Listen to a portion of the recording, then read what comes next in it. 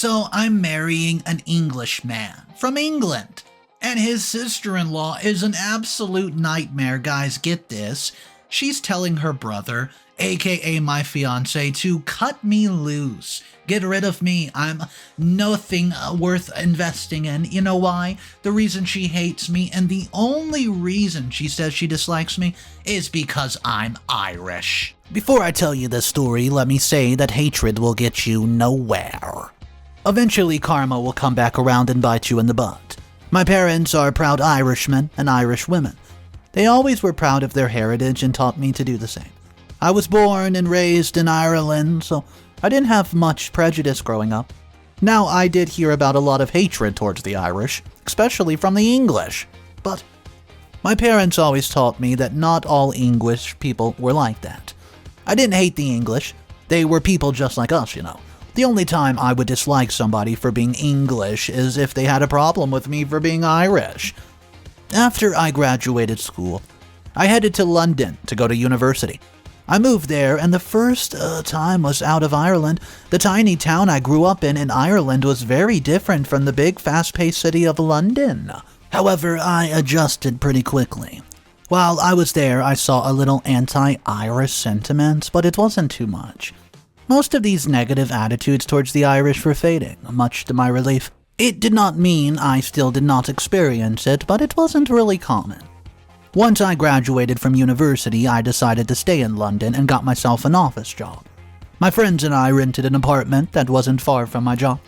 Soon after I started working, I ended up meeting an Englishman named Michael.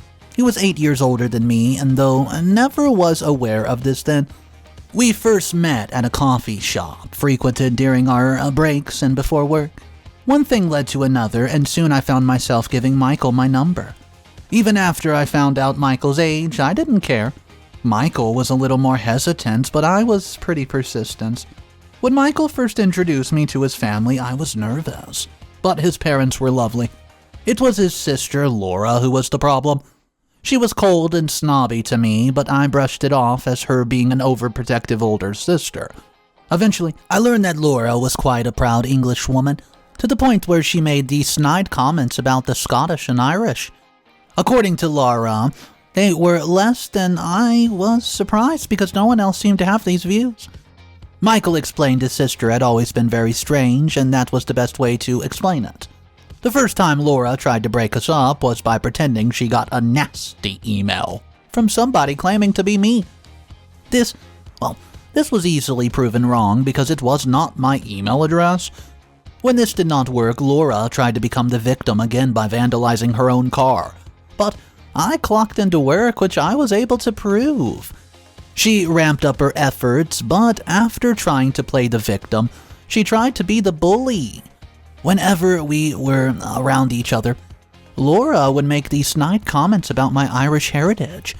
Anytime anybody called her out on it, she started throwing a literal tantrum. Eventually, I just left and said I wasn't going to put up with this crap. Michael stood by me, and we would still see his parents, but not during times when Laura was known to be there. She did worm her way back into her parents' good graces, and sometimes would even show up when I was there.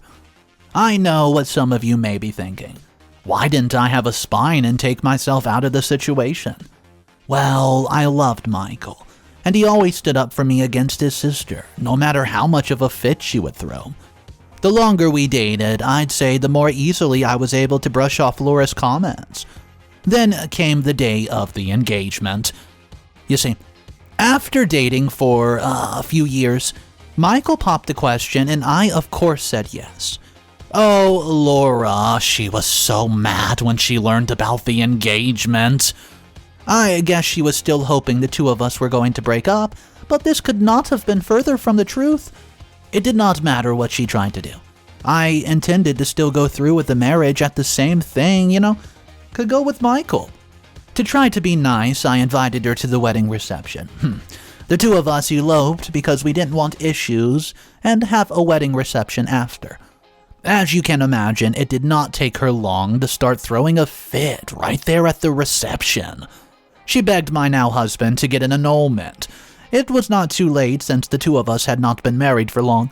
Michael told her that he wasn't going to end the marriage under any circumstances, so we continued with our wedding party. Laura was taken home by her husband, who apologized for her behavior. I had no idea why he stuck around her. Maybe it had to do with their son, but that could not be a very healthy environment for their child.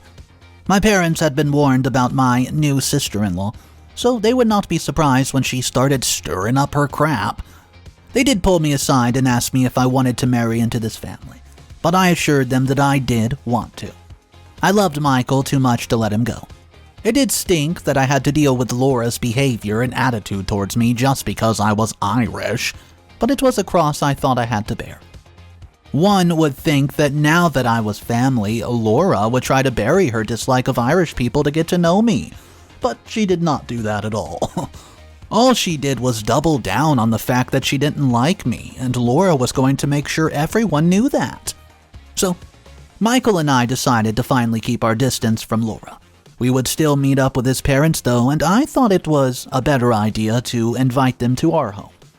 It was better if they came to us rather than us going to them, so we could avoid seeing Laura for the most part. However, it wasn't like I could avoid Laura entirely, and during family events such as holidays, birthdays, and other celebrations, we were forced to see her. It was only a few times a year, but sure enough, whenever we saw each other, she would start her snide comments and I would clap back, calling her ignorant, which would send Laura into a tailspin. Then she would start saying proudly that her precious son James would never marry an Irish woman. He would marry an English woman just like everyone before him. James was such a great guy. I was proud to call him my nephew, and thankfully he did not catch his mother's attitude towards Irish people or anyone who wasn't English. James seemed more embarrassed than anything, and I couldn't blame him. I mean, the next few years that passed were quite tiring. Year after year passed, and Laura did not change her attitude at all. However, I did not see that much of her anymore. I was thankful I didn't see her.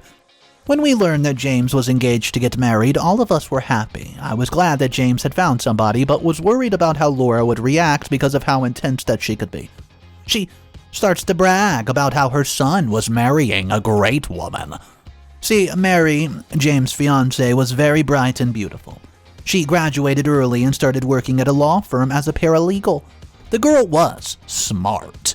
However, the thing Laura seemed to be excited about the most was the fact that she was an English girl. I thought it was so stupid to be excited like that, and, James marrying an English girl and not a dirty Irish girl like me. All that sounds, it should matter. I mean, come on. It should just matter only that James is marrying somebody who was a great person who loved him. Wouldn't that matter the most to you? If you asked anybody but Laura, they would say yes. But if you asked Laura, the answer would obviously be no. The bragging was making James uncomfortable, but he handled it well like he always did when his mother did something strange. It was around this time James announced that he had something to tell us. When he sat the family down, except his parents, I thought he was going to tell us that he and Mary were pregnant. Two of them were young, but both were hard workers and had a good support system, so there was no way they couldn't do it. If anything, they could do it. Instead, James told us something I did not expect at all. Mary was Irish, not half Irish or quarter Irish, no. Mary was full-blooded Irish.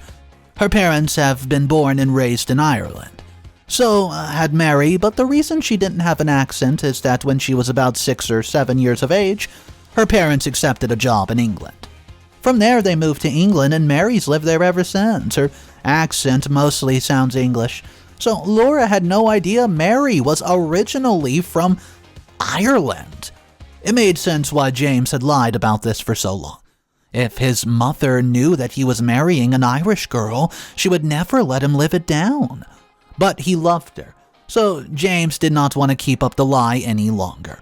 Besides, once everyone heard her family accent, then they would know the truth.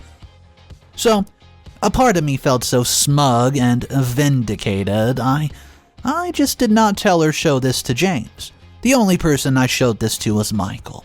To think that for years Laura had given me crap about being Irish and bragged about her son never going to marry a nasty Irish girl. Now her son was engaged to be married to an Irish girl. The best part? Laura has no idea. See, Laura was going to go ballistic when she realized that Mary was Irish. As smug as I also felt bad for them because the moment she found out, she was going to flip her lid and make things very, very difficult for Mary. However, James told us he was already prepared for this moment anyways. He was going to tell his mother through a simple text message and see what happened from there, and I assured my nephew that we were always going to be there for him no matter what. If his mother acted up, then we would help him deal with it. It was about time somebody stood up to Laura, and I would not back down to keep the peace. This was her son. James and Mary came over to our place that day that they sent the text message, and it didn't take long before his mother blew up his phone, but he did not answer the phone right away. Eventually, he did, and everything she said was horrible. I don't even want to repeat it. It was most of the stuff that she had said about me over the past few years. But this time it was directed to her son's fiancée, and this was the woman he wanted to spend the rest of his life with? Mom, I'm marrying Mary whether you like it or not. Either accept Mary and stop calling her names, or I will not let you stay in my life anymore, Mom. This includes you not going to the wedding.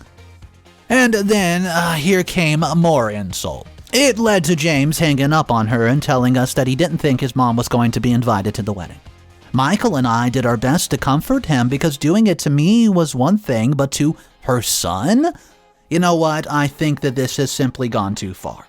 What's up, everybody? Mr. Reddito here. So today's story is very interesting. However, update number 1 titled, "My sister-in-law blames her son marrying an Irish woman, so I taunt her." Yep, that update's about to come straight to you guys right now, and you're not going to believe what's going to happen. If you're new to the channel, take a second, hit that subscribe button, and let's jump into update number 1. My sister-in-law Laura, if you can remember, hates Irish people. I'm Irish, and when she learned I was marrying her brother, she did everything she could in her power to end the relationship. The joke's on her because we've been married for years now, and it came out recently her son was marrying an Irish girl too, though Laura thought Mary was an English girl the entire time. After James told the truth, Laura went ballistic. She ends up calling James several times and kept harassing him about marrying an Irish woman. One time she called me and I didn't answer.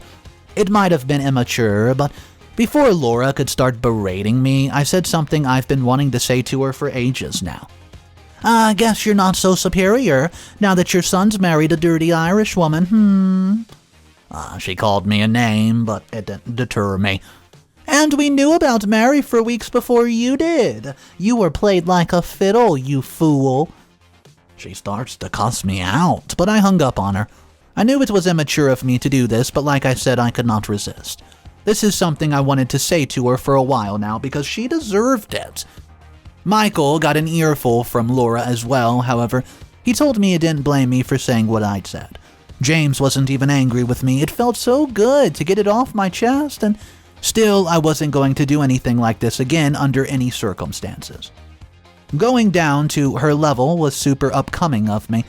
Besides, the more I taunted her, the more issues it might cause for the rest of the family, and out of everyone, I was most worried about James.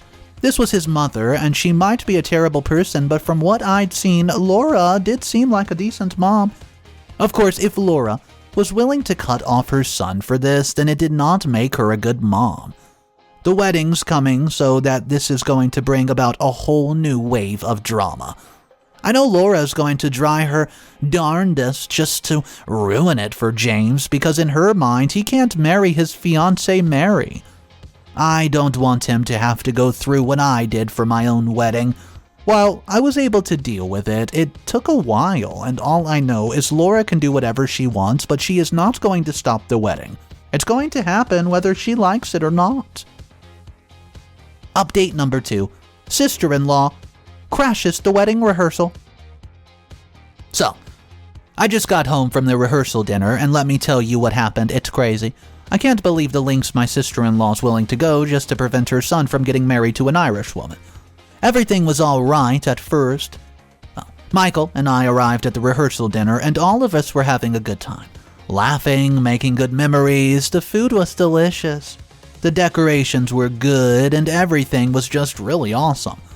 I couldn't have asked for a better rehearsal dinner to attend. Then, about an hour before it was supposed to end, we started hearing shouting from outside. Before we could even react, Laura burst into the room and starts going straight towards Mary, and she was screaming at her, telling her that there's no way she was going to let some Irish woman marry into her family. So at this moment, James stood up and told his mom to leave. Her husband, my brother-in-law, was hanging out near the door very, very awkwardly. I bet that he was the one to drive her here too. As much as I liked my brother-in-law, he did have to stand up to my sister-in-law. He just let her walk all over him, though, at the same time. When a sister-in-law tried to take a swing at Mary, my brother-in-law grabbed her and told him that they had to leave now before the police or somebody was called. This was a strong possibility, especially since she tried to hurt Mary. Mary had gotten up and was seeking comfort from her parents, and I could only sigh in relief once Laura was taken out by her husband, but let me tell you, she fought him. At one point, it seemed like she did even hit him in her attempt to get away. So James blocks the door. It was a private dining area they rented out in a restaurant, so we cannot keep it like this for long. But if it kept Laura from getting back inside, then you know what? I think it's worth it. For a few minutes, we just sat there listening to Laura absolutely scream from the outside of the restaurant. So, you know what? Until somebody else called the police for a noise complaint. Some of us, like me, watched from the window as the police told her she either has to go or she's going to be arrested. Laura did end up leaving. Much to my dismay, she was not arrested. I just wanted her to suffer a little bit after all the crap that she just pulled. How could a grown woman continue to act like such a child? I doubt this was the update you were expecting. Hell, it wasn't the update I expected to give. The next update I thought I would give would be whatever happened at the wedding. But for her to show up at the rehearsal dinner was not what I expected. As she left, James and Mary talked. I was wondering if they were discussing whether or not that they should still go through with the wedding.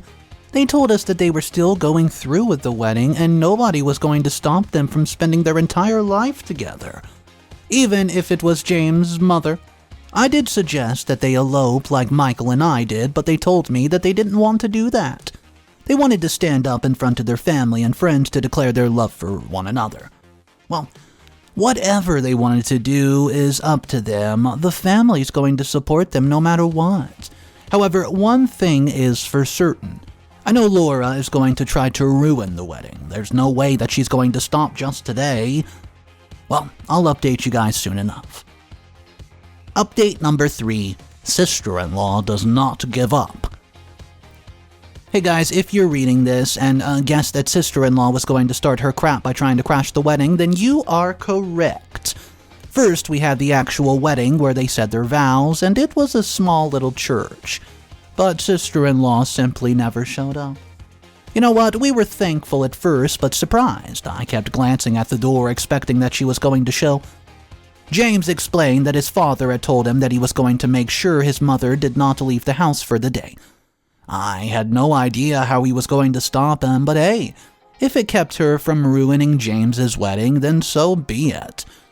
After the vows were said, we went across town to where the after party was supposed to take place. I was excited because it looked great. Whoever James and Mary got to plan and decorate their wedding did a hell of a good job. At some point during the wedding, I was getting cold and just realized I had to grab a jacket. So I told Michael I was going to head out of the car to get my sweater. I'm glad I decided to bring one just in case, and while I was going towards the car, a very familiar vehicle passed me. It was Laura's car. She did not notice me and just drove past, going straight towards the venue. Before I even knew what I was doing, I called and texted my husband to warn him. I don't know how she got her husband, but she was on her way to cause havoc right there at the wedding. Michael thanked me for letting him know and just hung up the phone. I grabbed my sweater before running back to the venue just to avoid getting into a fight with Laura. I went around the long way and came back. So, to make a long story short, some of Mary's family went to the front door to act as a bouncer. They were her brothers specifically, and Laura tried to push her way through. But they refused to let her in, and Mary's brothers were all very tall and broad-shouldered, whereas Laura was smaller. There was no way that she was going to be able to make her way onto the venue to ruin the wedding anyways. Well, during her tirade, I heard her mentioning my name and saying that this was all my fault, and you know what, all I could do was roll my eyes. It was ridiculous that Laura was still trying to blame me for this. The only thing that I had done was love Michael and want to start a family with him. How did that make this any of my fault? Eventually, the police had to be called and sister-in-law was forcibly removed from the property. It threw a dent in the celebration, but I have to say that Mary handled it like a champion. She kept her head held high and made it clear that this party was going to continue even with the disturbance that was caused by Laura. I made a joke that the reason Mary was so tough was because she was an Irish woman. This got a lot of laughs out of everyone, but hey, I did mean what I said, you know. Only an Irish woman would be able to put up with all this crap and not go insane from all the stress. After we got home, I had no idea how sister-in-law made out. I mean, even her parents were past the point of defending her, and I guess if Laura acted that way towards their son's wife, it's okay, but against their grandson, Laura's actual son, well, that's a different story. I was pretty bitter towards my in-laws, but tried not to let it bother me too much. Michael always stood up for me, so that was all that really mattered to me. Final update. Brother-in-law is sick of sister-in-law's crap. Hey guys, honestly I thought the last update was going to be the last one for me. I mean, the wedding, it went off without an absolute hitch, so I didn't think that there was ever even going to be a need to come back here, but let me tell you, some things that have, well, happened. It's wild how all this had gone down because I never thought that it actually would happen. It came out soon after sister-in-law tried to crash the wedding that she locked her husband in the bathroom. That's right, he had to smash the window to get out, and by the time he did, we already had the situation under control. Things had been going all right that day. Sister-in-law was just behaving and acting like she was truly sorry. However, when he went to the bathroom, she made it so he would not be able to come out by blocking the door. He was without his cell phone, so there was no way to contact us to let us know that she had locked him in. My brother-in-law, well, he just kept shouting for Laura to let him out, not to do this, please.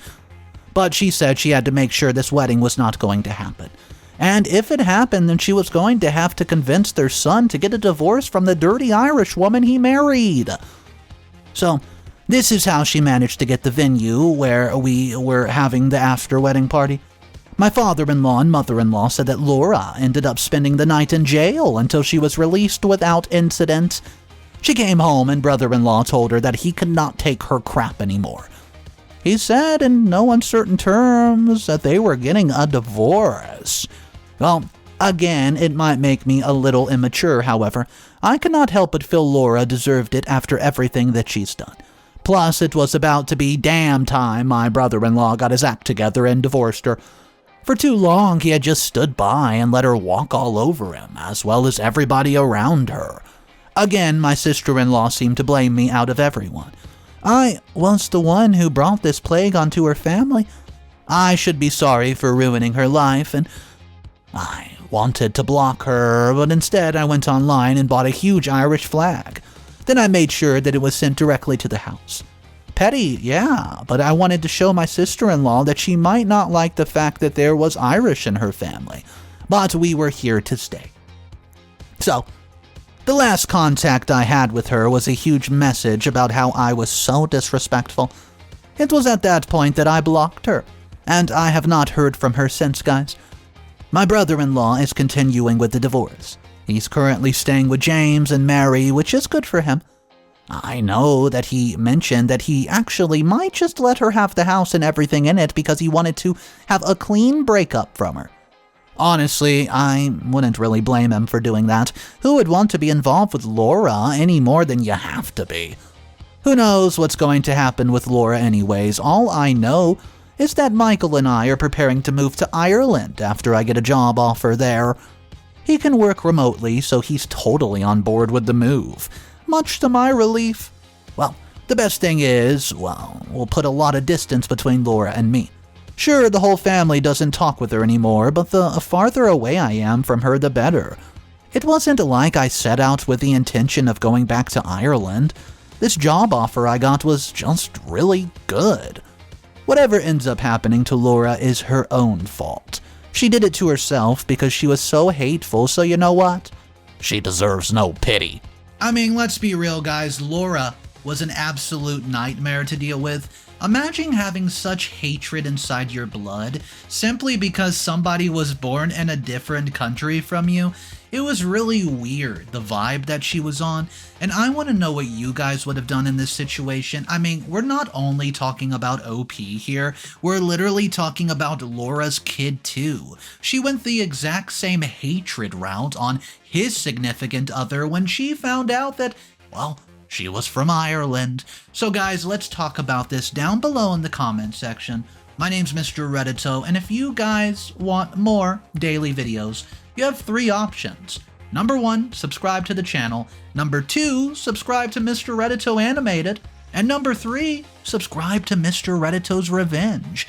You subscribe to those 3 channels, and you're going to have so many juicy drama stories, you're not going to know what to do with them.